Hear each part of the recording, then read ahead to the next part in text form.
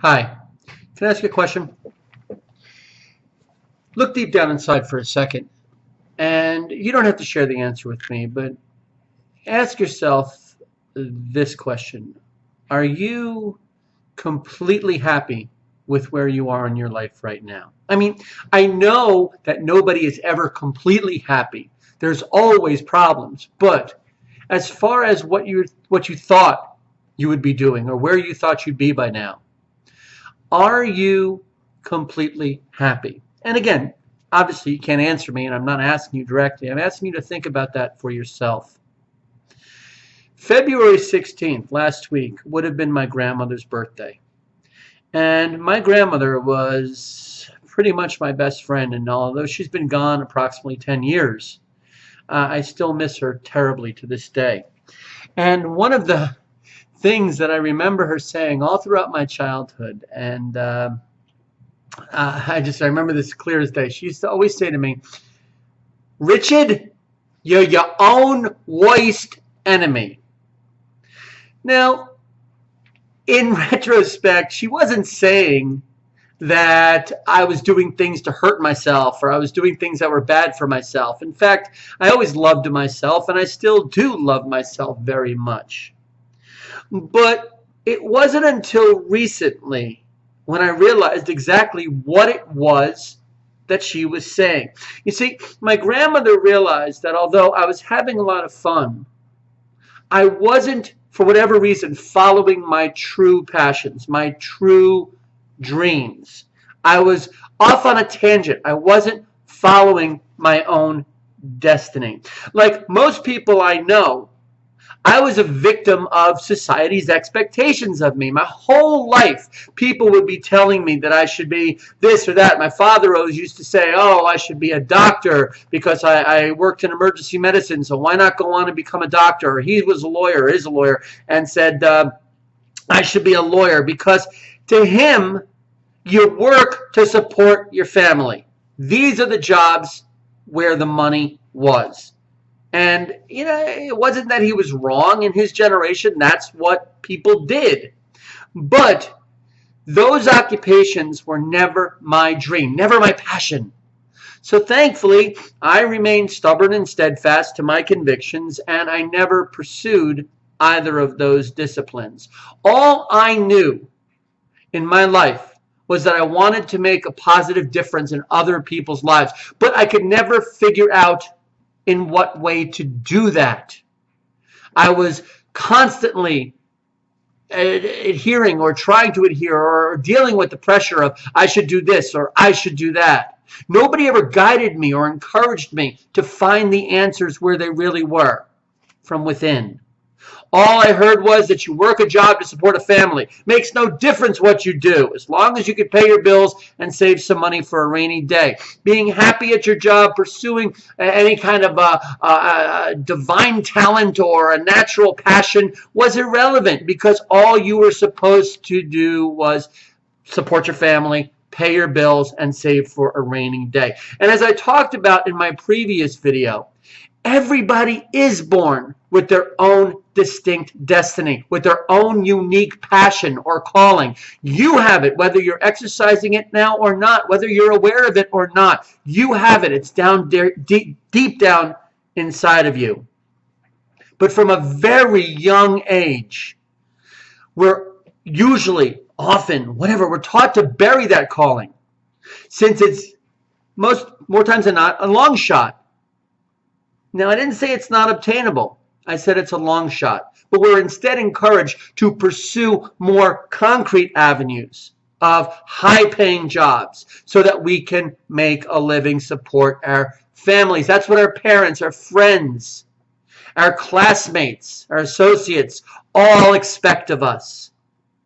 Always something different, or usually something different, rarely in line with what our true passion and calling is. And we go along with this because their acceptance is extremely important to us. We believe them. We bury our dreams. We bury our passions, often to pursue more appropriate endeavors. A dentist, take for example, who ignores her passion to be a professional musician, may become a very wealthy and successful dentist. But if her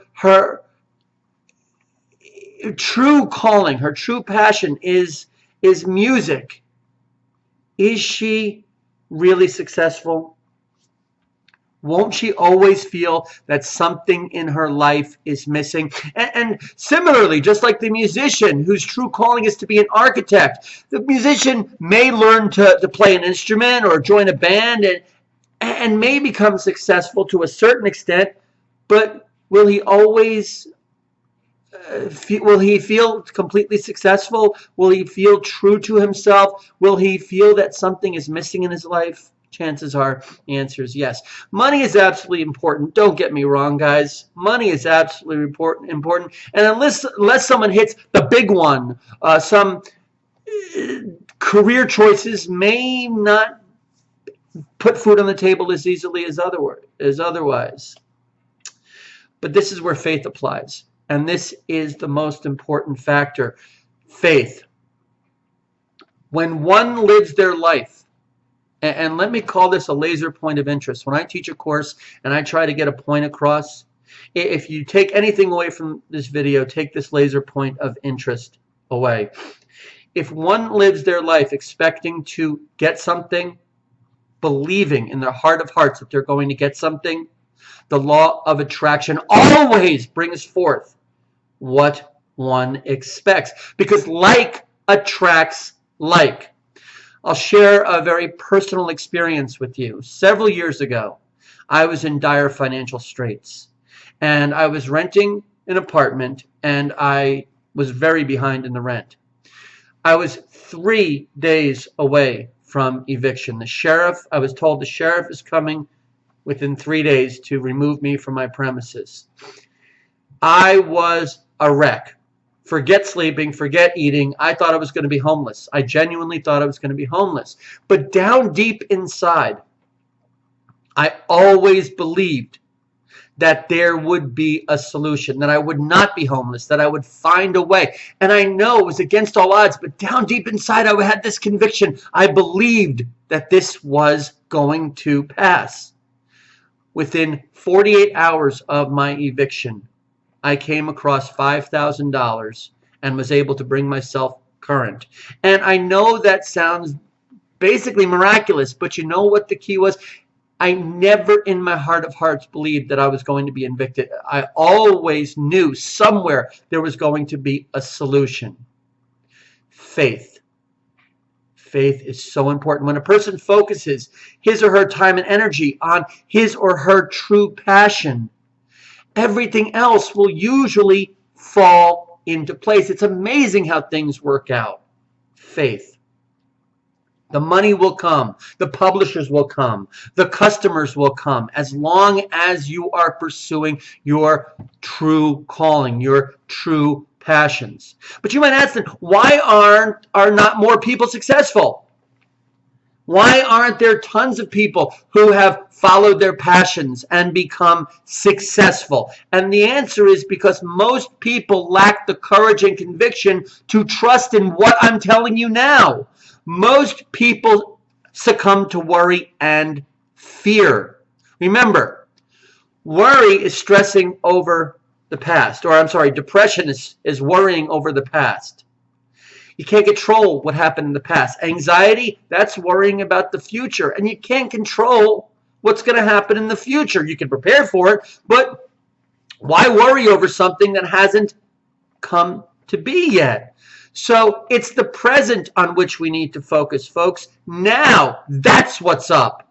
Don't worry about where am I going to get the money for this, or how are the Red Seas going to part. It's impossible for me to get where I'm going. You know what? If your calling is to do something, start. The longest trip starts with just one step. It's never too late to begin following one's own dreams. I don't care how old you are. I don't care how entrenched in your career you are. I don't care how many kids you're raising. It is never too late. Today, the first day of the rest of your life. The hardest part, simple. It's recognizing that We are the only ones standing in our own way. We're our own worst enemies. Go ahead. Email me your situation, totally confidential, and tell me why you cannot accomplish what your dreams and goals are. And what I'm going to do is I'm going to respond to you explaining how what you're telling me is basically an excuse. It may seem valid. It may seem like an insurmountable obstacle, but it is what's standing in your own way. It's what's standing in your way. And every obstacle is conquerable. Every mountain can be, you can go over every mountain, right? Even if you get in a helicopter or a plane and fly over it. Every obstacle is surmountable. Whatever your obstacle is, it's still an excuse. The hardest decision is making the decision to take that leap. I remember as a kid sitting on the side of a pool for what seemed like eternity before I knew how to swim, knowing that if I jumped in, I'd be cold or I'd flail around. And finally, when I would jump in, I would realize it was never that bad. It's the fear that holds us back. Henry Ford. My favorite quote is by Henry Ford, and it's so relevant to what I'm talking about now. Henry Ford said, "Whether you think you can or you can't, you're right. Whether you think you can or you can't, you're right." Take some time to think about that. Meditate on that long after this video has ended. Now, I'm not saying or suggesting that you should go out and quit your day job.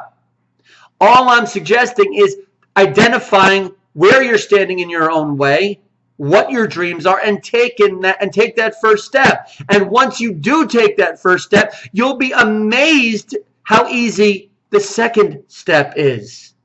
And only you will know when you're ready to take that first step. I'm not telling you to do anything. I'm just simply and hopefully planting the seed.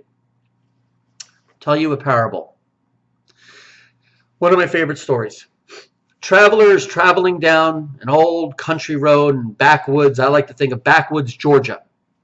And is walking down this country road, this dirt road, one scorching summer afternoon. And he comes across a filling station. And he has to stop in and get something to drink. He's parched. And he walks up to the filling station, and he sees outside the door, the entrance, there's an old man, the owner of the station. He's sitting there whittling, rocking on a rocking chair. And next to him on the ground is a big old hound dog. And that hound dog is just howling and howling away. And the traveler goes in, gets himself some water, comes out, pays the old man.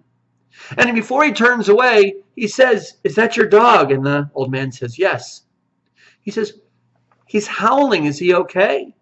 To which the old man responded, "Oh, Rufus, he's just lying on a big old rusty nail, that's all." So the traveler asked, "Why doesn't the dog get up and move?" "Well, it's simple. Doesn't hurt enough yet." So are you like Rufus? Are you lying on that big old rusty nail and not getting off simply because it doesn't hurt enough to be where you are? Maybe. And maybe one day that nail will start hurting and you'll decide to get off of it. But that's your choice, not mine. I'm just planting the seed. Once you decide to get off that nail, you'll finally be taking that first step, that critical and momentous step towards finding your own path, your true calling, and no longer being your own worst enemy. Love you, Rhoda, my grandmother. Folks, please share this video if you found it helpful. Please subscribe to my YouTube page. I haven't quite figured out how to put a link up to that yet, but I'll get there. Maybe I will figure it out and put it up. Who knows?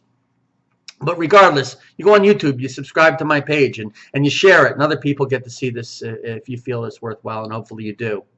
But until next time, I'm Rich Leffler. And remember, guys, today is the first day of the rest of your life. Bye.